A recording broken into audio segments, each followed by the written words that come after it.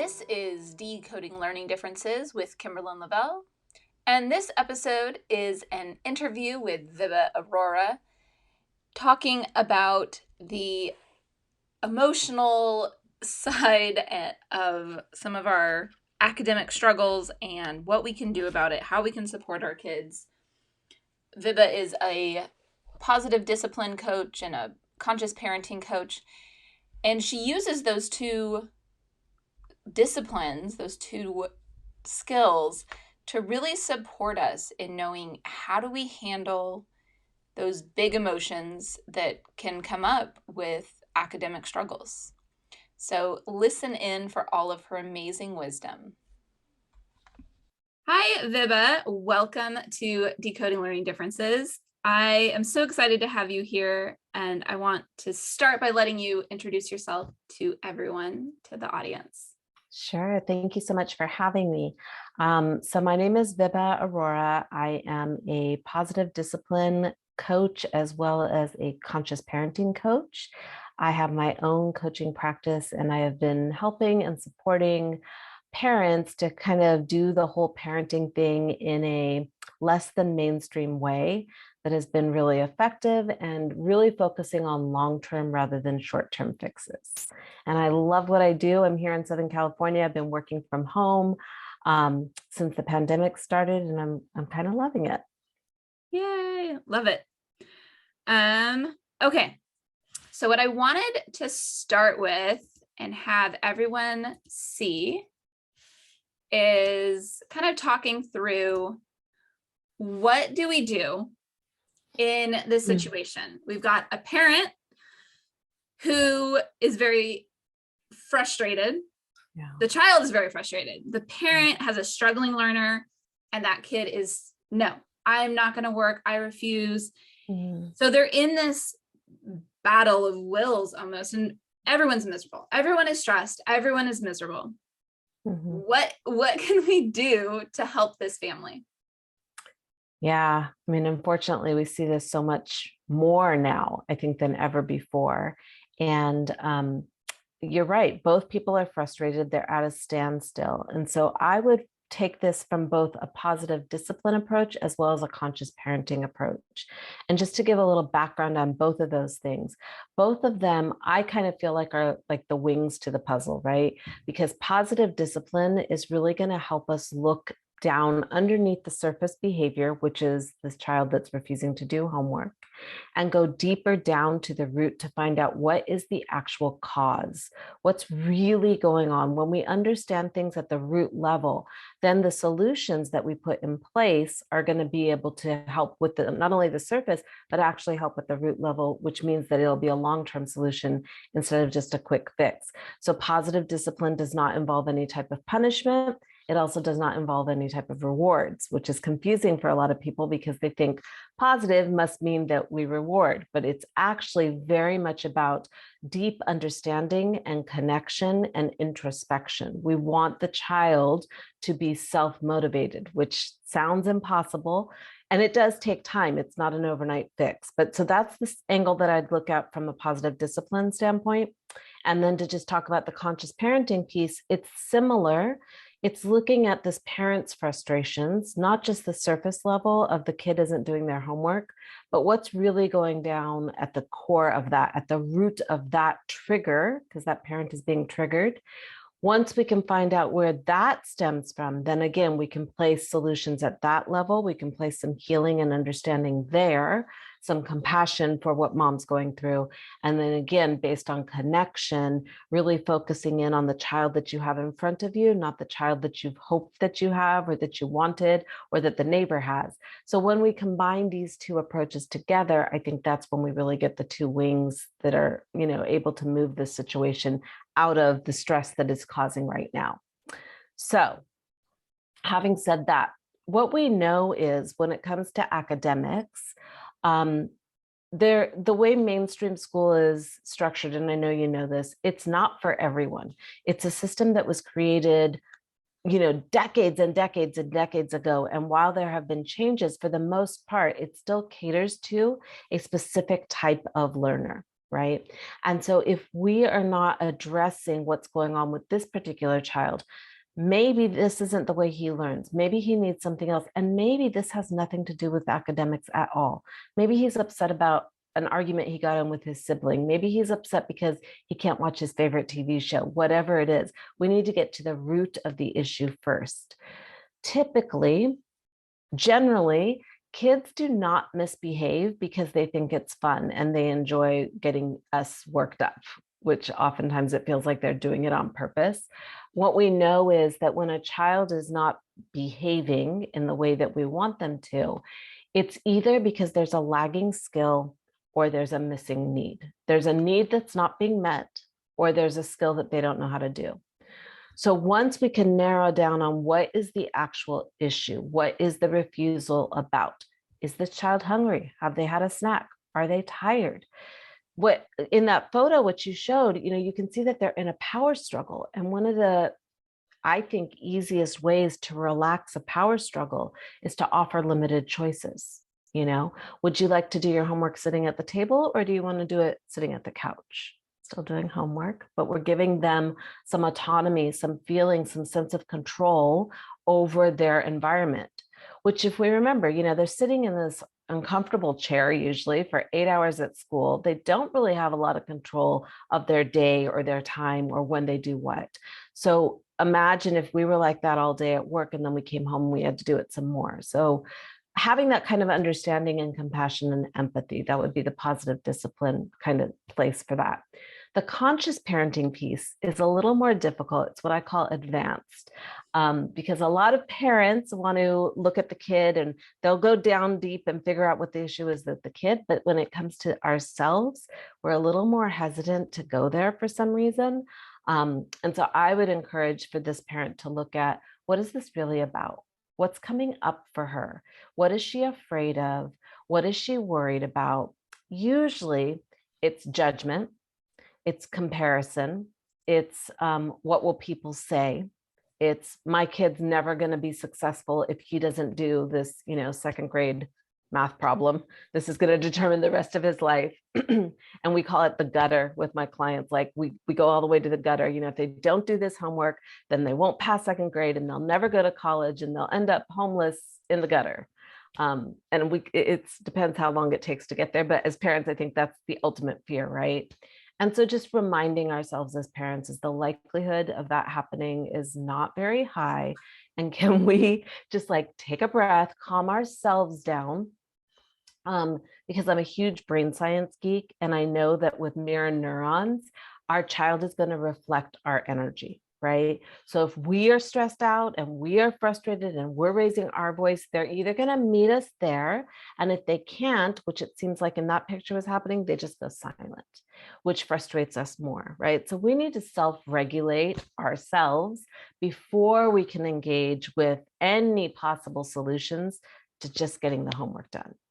And then the last thing that I remind parents on the conscious parenting aspect is remember who you're tucking in at night. At the end of the day, what's really going to matter? Your relationship with this one human being that is, the child that you have been gifted to guide through this planet, or what the Joneses are saying about, little Johnny who didn't finish his math homework last night. I love that so much. Remember who you're tucking in at night. We cannot forget. There's so much that you said that I was just like, yes, yes, yes. Sorry, I just went, there it all is. It's so perfect because it ties in so well with one of my big focuses this year is on motivation and all about no punishments, no rewards. How do we actually motivate kids to be intrinsically motivated for the long haul? Because the punishments and rewards only look like they work in the short term and they're not a long-term solution. So I loved everything you were saying about setting things up for getting them to be self-motivated and long-term. What is that underlying cause? And yeah, it might be because they're a struggling learner. It might be because something happened that morning or something else. And I think the aspect that I don't talk about enough that you really brought in was the parents' triggers, and really looking at that and reflecting on that and what can we do about that and how can we heal that. And that is definitely not my specialty. So I will definitely encourage everyone to go to you for that support and that help. Yeah, there was so much there. Looking for, is it a lagging skill or a missing need? Autonomy is so big. I have one of the episodes I'm going to be doing this year on motivation is all about how autonomy builds motivation. So that's a big piece. And yeah, the fears that tend to be at the root of our triggers of all the things we're afraid of, whether it's judgment for others or the gutter. The gutter. The gutter. So self-regulating definitely has to happen first because of those mirror neurons. So much golden stuff there. I hope that everyone listens to this 5 times so they can hear all of those pieces of wisdom that you had in there.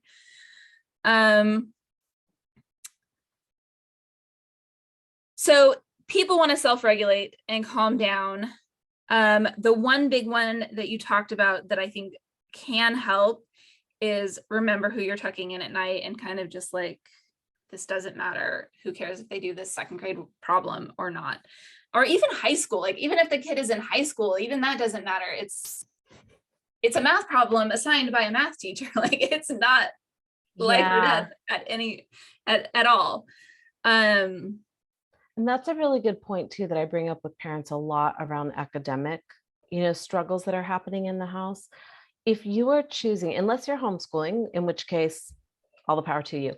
But if you are choosing to send your child to a learning institution, to a building called school where they are learning, then you are no longer the teacher. Somebody else is the teacher. And that teacher and that system is set up to do the best that they know how to do with your kid. It doesn't mean that you don't advocate for your kid, but you do not, this idea that we have that we need to be the parent and the teacher and the counselor and the physical therapist and all this other stuff, like let the people who are trained to do what they do what they do.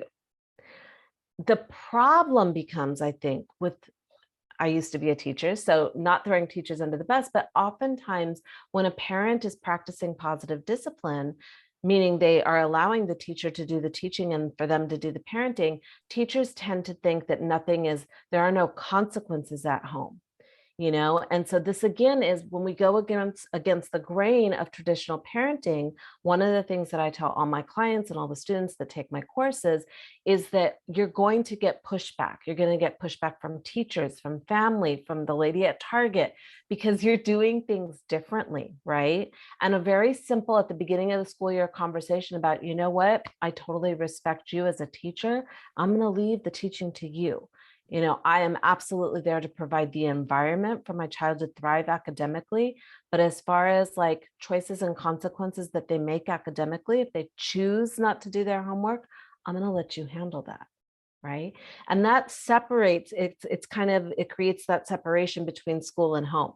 Because what you don't want, and what I see so often, is these kids who are now teenagers or even in college or adults who have such raggedy, rigid relationships with their parents.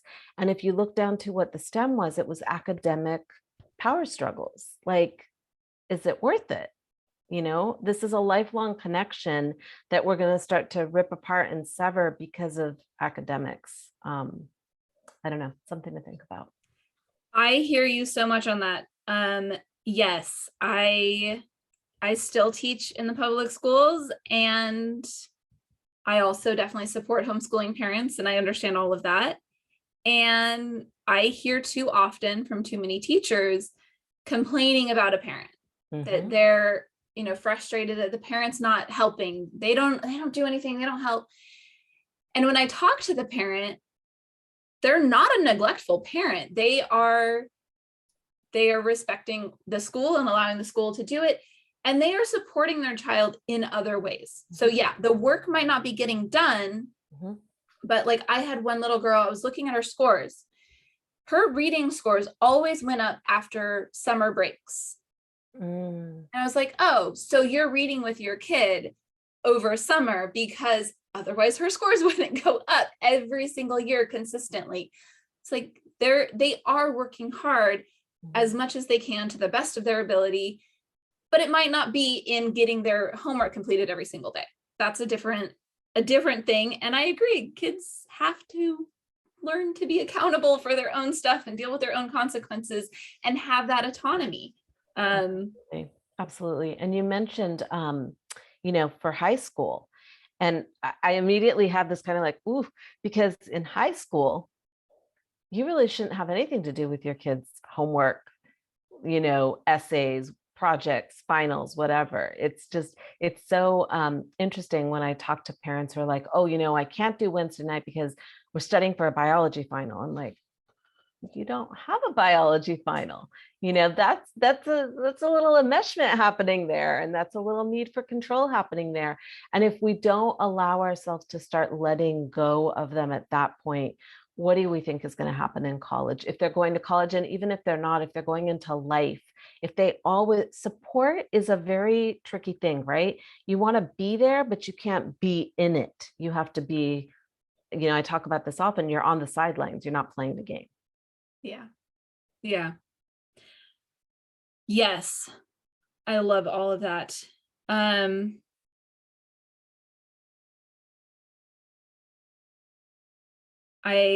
I think we've touched on so many great things. I'm afraid to go too much deeper, that it's going to be too overwhelming. And I really want everyone to hold on to what has been said already and the importance of all of those pieces. But I'm just curious if you have any other calming strategies for those parents in that moment of feeling triggered that somebody can just put to use immediately. Yes. And it's very counterintuitive. And I feel like sometimes the best tools are counterintuitive. It's not what you would expect or think to do or what you've always done in this situation. What we always tend to do in these situations is engage. Right there, right then we react. And the tool I would offer is to pause. To remind yourself it's not an emergency, unless there's blood or potential broken bones, it's not an emergency.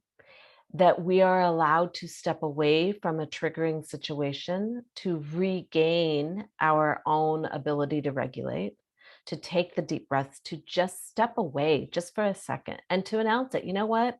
I'm getting really heated right now. I'm getting really frustrated right now. I'm going to take 5 minutes and then I'm going to come back and we'll try again. And in that time, the same things that we tell kids, take a deep breath, go outside, splash water on your face. Creating the space of the pause is the thing. It is the tool that allows us to go from reacting into responding, right? And the response typically is able to have a lot more empathy, a lot more compassion, a lot more cognitive thinking, right? Because we're not agitated and triggered in that moment. We're not feeling raw and emotional. When we react, it often comes out as an emotional outburst. When we have time to actually think it through, that's when we can come up with solutions. So I would say practice the pause, even if it's just for a minute and then build up to 2 minutes and then build up to 5 minutes. It's the magic tool. It really makes a huge difference. Yes, I could not agree more. And I agree. We're always telling kids that, and then we don't practice it ourselves. Yeah. So yes, practice the pause. I love that. So powerful, so seemingly simple, and yet so hard. Exactly. Yeah, perfect. Okay, so I'm assuming at this point, the parents who are listening are going, okay, how do I find out more about Vibha, because I need her help? So how do they find out more about you, and tell us about what you have coming up? Sure. So I'm on social media, Instagram and Facebook. And because I have an interesting name, they can just find me with hashtag iParentPlus or hashtag WoahToWowParenting. I have a parenting program that I run, which is a small group called Woah to Wow Parenting. And that is actually coming up. We're going to start things off for the winter round at the end of January, the week of January 31st. And that's just 5 weeks of going through different tools, meeting as a group, doing individual work on yourself, coming back at the end of the week and kind of processing what's going on. I find that when we work together as a group, it's really helpful for all the parents because they're able to learn from everybody else, including me. Obviously, I see clients one-on-one as well, so that support is available. You can just send me an email and I'm happy to connect. Perfect. Okay. And I will have all of that information in the show notes on how to contact you and the websites and social connections. So definitely check out the show notes so that you can get a hold of Vibha and all of her amazing offerings and insight and wisdom. Mm-hmm. Thank you so much for everything you do, and especially for your time today. I appreciate you so much. You're very welcome. And thank you again for having me. It's been fun.